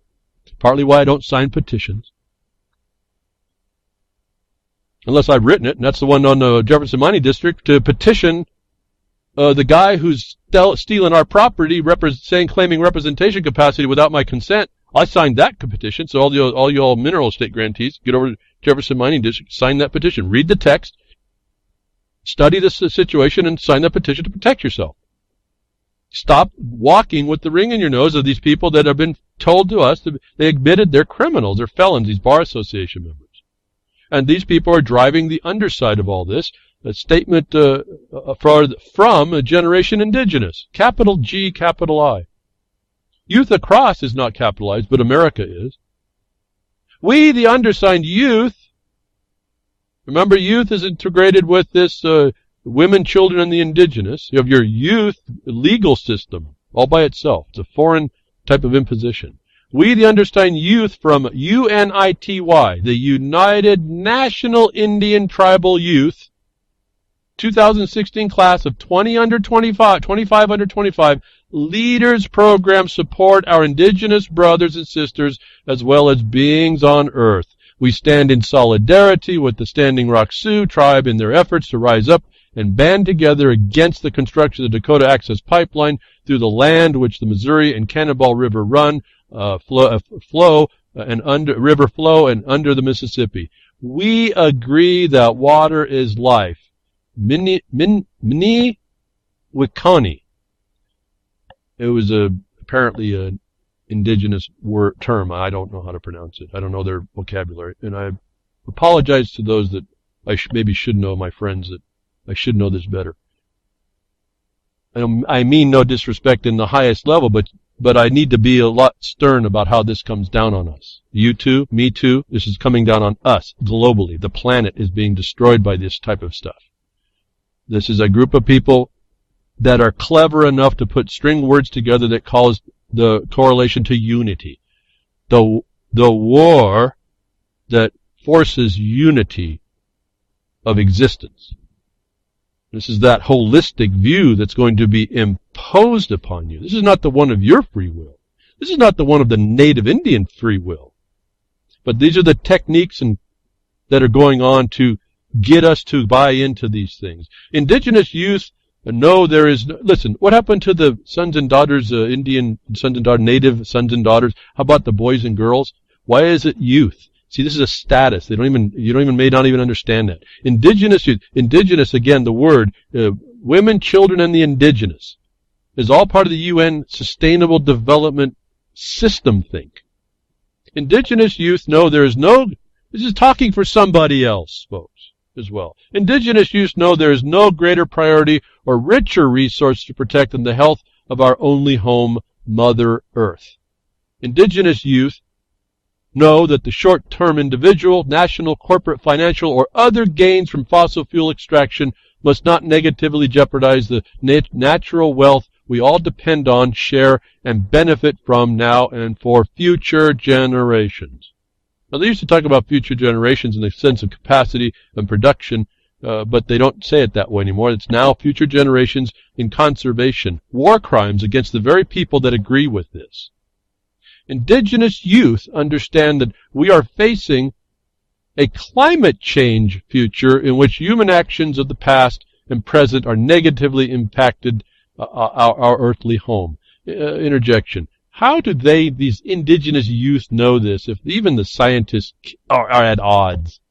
The science is certainly not settled. Galileo 2.0 is firmly in place, and we know that the imposers of this are criminals, and also they don't believe in the sun. How do the indigenous youth know this? And if the indigenous youth are the sons and daughters of the native Indians, native Indians, the mothers and the fathers there, you didn't do something right here. You are being destroyed. Man, that really fires me up a bit. I got to be careful here. Indigenous youth, the next point, along with our elders. Who's our elders?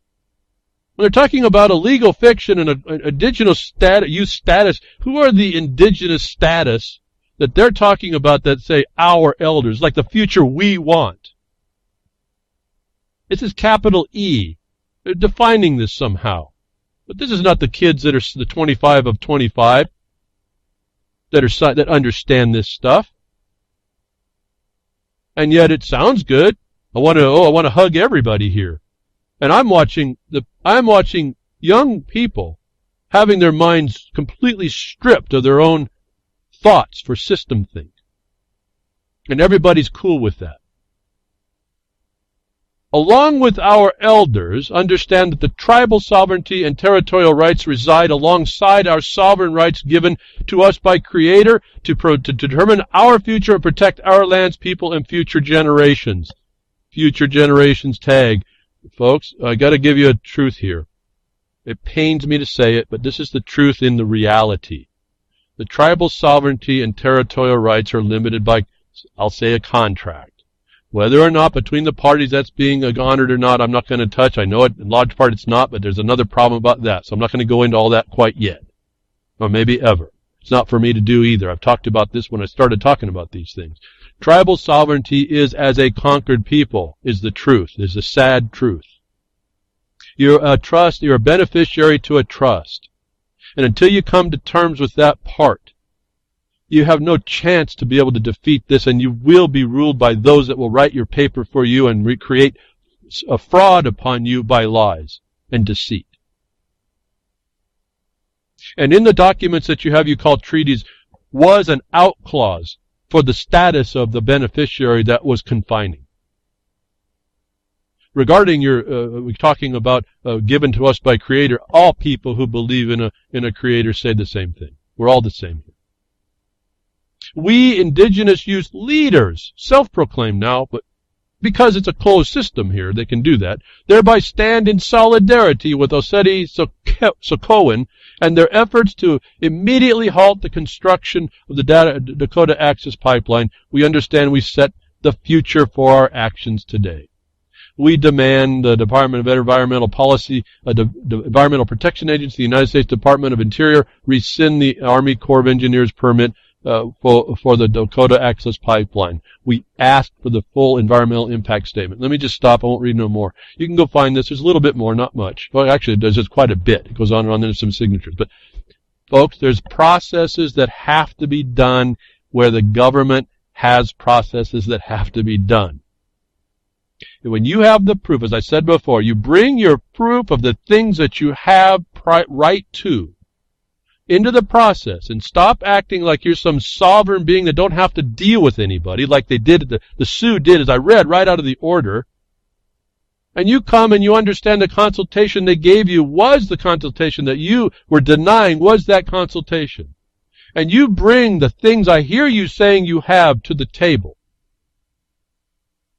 You might start seeing a better day, that you won't be used as fodder and a tool by these people fabricating unity that actually is in another word is the term social inclusiveness, interdependence. You cannot bring that system on and be sovereign independent either. That's why it's an oxymoron. Diversity, as they apply it, is an oxymoron. Social inclusiveness is this unity, this altogether, the future we want. You, the people, the flesh and blood, and your offspring have no say in this system. And until you understand the layers of this onion, we, the people, have no ability to affect it. And we will have to take ours from the crumbs that they allow us. As I talked to you entering in the broadcast, it might just be better that for my sake, so that I may not be sitting another 10 years doing what I'm doing in trying to stop this, to get Trump in, because I see a window of opportunity to end a lot of this nonsense.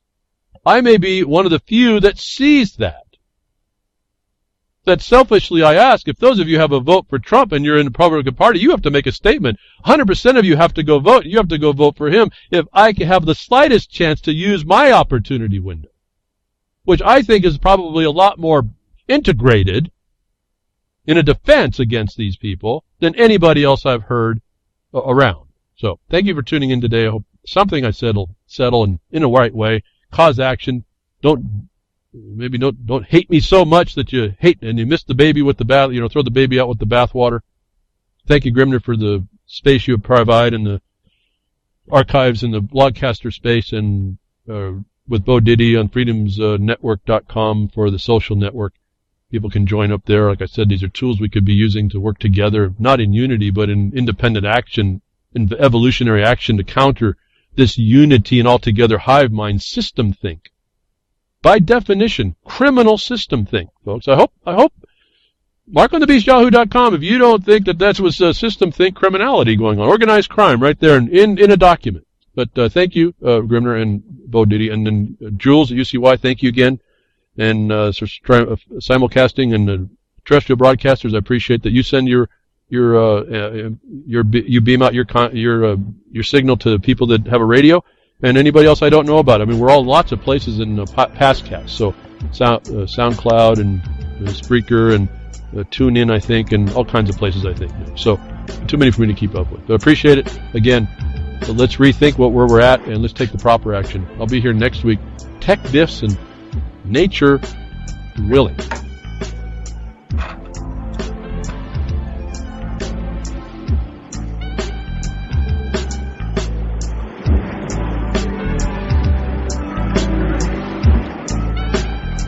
Well, that's another lesson. I hope with today's information you can take it to those that misbehave. From behind the woodshed, leaving his mark on the beast, this is Hal Anthony. Till next time, journey with purpose.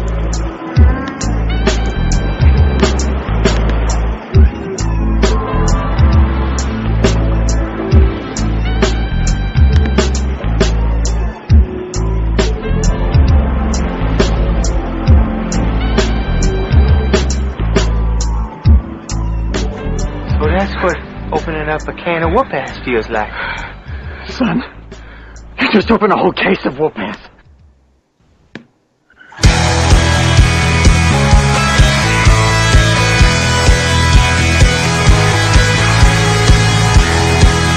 The anti